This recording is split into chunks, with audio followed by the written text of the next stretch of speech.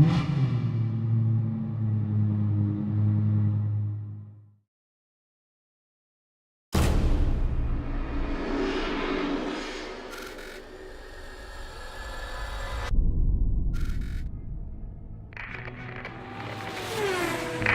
has engaged suspect vehicle in pursuit. Confirmed pursuit engaged. Any units on non-essential calls directed to clear and stand by to assist. This is Dallas, Texas, the real home of street racing.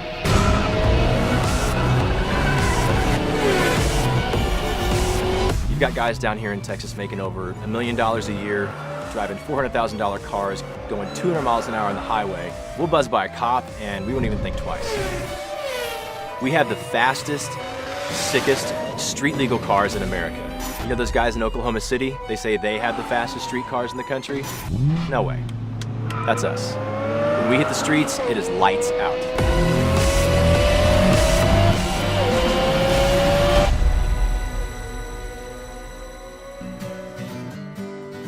I'm Thomas. I'm pretty much your typical American dad. Ready, go. You wanna go ride in the Corvette? Yeah. I'm married with a 3-year-old son. And he loves cars as much as I do. See the turbo? Mm-hmm. It's got 2 of them. Having a family All right, let's go for a ride. and street racing have a funny way of mixing. All right, bub. Okay. Hi, Bubby. It's not every kid that gets dropped off in preschool by a 1,000 horsepower Corvette. Yeah. I actually think my son may have been conceived on top of Thomas's car. I work at a sales company where every year the top producer gets a Rolex. So every year I take my watch and I sell it and I put it into the engine. Now, racing is a full-time thing. There's over 150 racers in our group. Each person is fighting for the top spot. Every city has an A, B, and C team, and every few weeks, the Dallas guys and I get together and see who's gonna fight for top rank. These cars down here are every guy's fantasy. You've got GTRs, Vipers, Corvettes, Lamborghinis. Everybody's making well over 1,000 horsepower just to get a seat at the table. It's kind of like your next door neighbor. You know, he gets a new car, you got to get a new car. Someone goes faster, you got to beat them. You can't be a step behind anybody in this area. In order to compete the Texas Invitational, you have to be on the A team. Every spring, that's where they crown the king of the streets. Houston has won every frickin' time. This group is not just about loud cars, it's about loud personalities. First up is Will. He looks like a punk, but he will burn your ass on the road. You don't have time to think about anything while you're racing. If you think about other stuff, you die.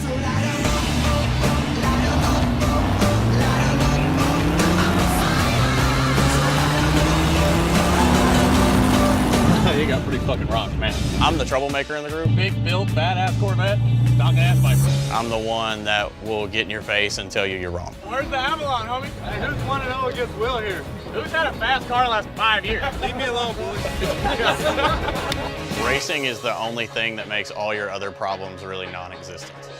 Will's parents died a while back in a car accident and left him millions. He's kind of like Bruce Wayne because he's a baller and he drives like he has a death wish. Then there's Elliot. He's the big mouth of the group. I'm one of the top 5 Dallas guys. I'm loud, my car's fast, I'm pretty, and rowdy. Yeah, it looks like I killed a bull. The last thing that went through his mind was his asshole, that's for sure. He loves to brag about his cars and his boats and obviously his beautiful wife. All I ask is that one day there will be life after your car. You love me because I had the cars, and now you're mad because I have the cars. I loved you because you had a boat. I've always had the speed in me. Fast cars, fast boats, fast trucks. That's just always how I've gotten my fix. I don't do the drugs, I don't do the girls, I just haul ass. And there's Kelly. He's the feisty old dog. My name's Kelly, AKA Mr. Hollywood. People perceive me as kind of the arrogant, cocky guy. A lot of times I could show up to a car event and I could feel the tension increase in the room. I get a kick out of that. Kelly's kind of a douchebag. Kelly and Elliot cannot even say hi without mixing it up. You have a Viper that looks like a Honda S2000. Well, you know, they mistake yours for Ronald McDonald's shoe. You know, it's yellow. You know, it's like Ronald McDonald took a piss on it. You should get the idea, man. It gets attention. That's why you got your hair all spiky and... Is your hair as spiky as mine? Let me see your peach fuzz. Elliot, he's kind of my nemesis. I'm his nemesis. He is today what I was about 5 years ago. I don't know whose car's faster, mine or Kelly's, because his is never running, so I don't know. Lost the turbo seal. It's pushing a little oil out the passenger side. I'm done for the day, but it could be a lot worse. I think they kind of resent the fact that without me on their team right now, they would really get their ass kicked. Then there's Dave Feldman, AKA White Lightning. He is as wide as he is tall. I'm 5'7", 320, and I bench press over 500 pounds. He has a suspension adjusted on the driver's side of his car just to handle his weight. I'm about to drag a slow-ass vet driven by Falcon. You know what? Bring your little beetle, you ginger leprechaun-looking fool. Every few weeks, we'll bring our A-team down south and take on Houston. Those guys have fast cars and fat wallets. Why is Houston so good? Because we got all the money and all the good cars. Houston is led by a guy named Mullet. He has 2 Lamborghinis. He even has a diamond-encrusted oil cap on his car. I mean, this guy is made of money. I'll run anybody, anytime. It doesn't matter. Put up or shut up. We are fed up with the Houston guys bragging about their cars. Sometimes we'll slip a guy some cash or rent out an airfield and settle the differences out there. Are you in or out? Can you race or not? I'm in. You want some too? Oh, I'll take some. Okay. Oh, yeah. Good. Let's 3-way.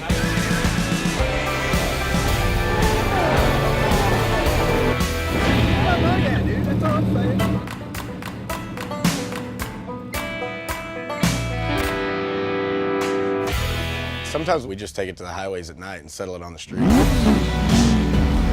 Right now, I'm on the B team, pretty much on the outside looking in. But that's all about to change. I have to win.